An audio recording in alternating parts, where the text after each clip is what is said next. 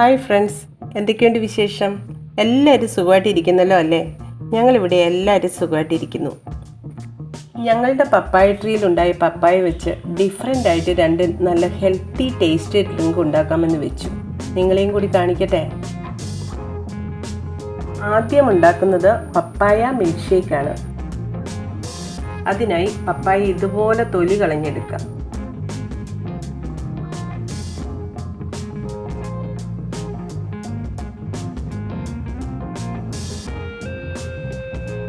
എന്നിട്ട് ഇതുപോലെ സീഡ്സ് ഒക്കെ കളഞ്ഞ് ചെറിയ ക്യൂബ്സ് ആയി കട്ട് ചെയ്തെടുക്കാം.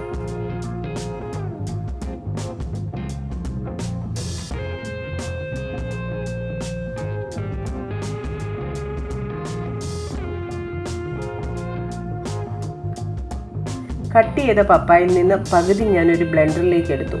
ബാക്കി പകുതി സെക്കൻഡ് ഡ്രിങ്കിന് വേണ്ടി മാറ്റി വെച്ചിട്ടുണ്ട്. ഇനി ഇതിലേക്ക് കുറച്ച് ഏലക്ക ആഡ് ചെയ്യാം. പീനട്ട് ബട്ടർ ഉണ്ടെങ്കിൽ ഒരു സ്പൂൺ പീനട്ട് ബട്ടർ കൂടി ആഡ് ചെയ്തോളൂ.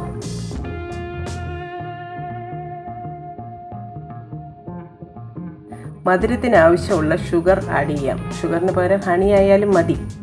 ഇനി ഇതിലേക്ക് നല്ല തണുത്ത മിൽക്ക് ആഡ് ചെയ്യാം.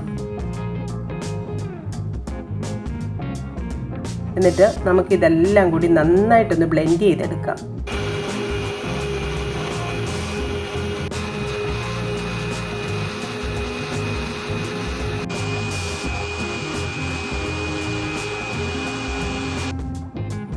പപ്പായ മിൽക്ക് ഷേക്ക് റെഡിയായി.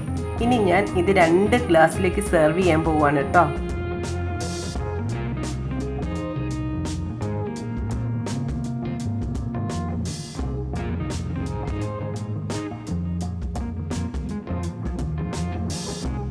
നമുക്ക് സെക്കൻഡ് ഡ്രിങ്ക് ഉണ്ടാക്കിയാലോ? പപ്പായ ബനാന സ്മൂത്തി. അതിനായി ഞങ്ങൾ വീണ്ടും ഞങ്ങളുടെ വാഴയിലുണ്ടായ ഞാലിപ്പൂവൻ പഴമാണ് എടുത്തിരിക്കുന്നത്. അതിന് പകരം റോബസ്റ്റയോ പൂവൻ പഴമോ അങ്ങനെ ഏത് പഴം വേണമെങ്കിലും യൂസ് ചെയ്യാം. ഈ പഴവും ചെറുതായിട്ട് കട്ട് ചെയ്തെടുക്കാം.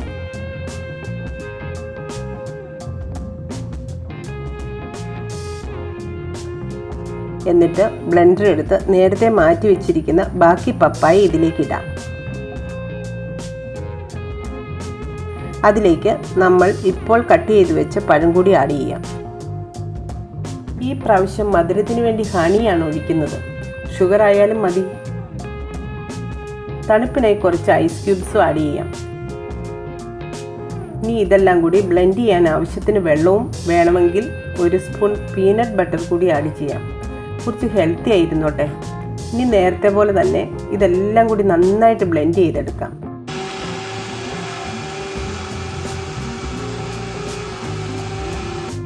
ഇതാ പപ്പായ സ്മൂത്തി റെഡിയായി.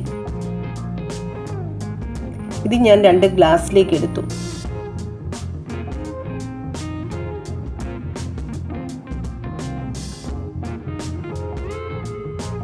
ഇതിൻ്റെ മുകളിലേക്ക് ഒരു രസത്തിന് പീനട്ടും കാഷ്യൂ നട്ട്സും ചെറുതായി കട്ട് ചെയ്ത് ആഡ് ചെയ്യുന്നുണ്ട്.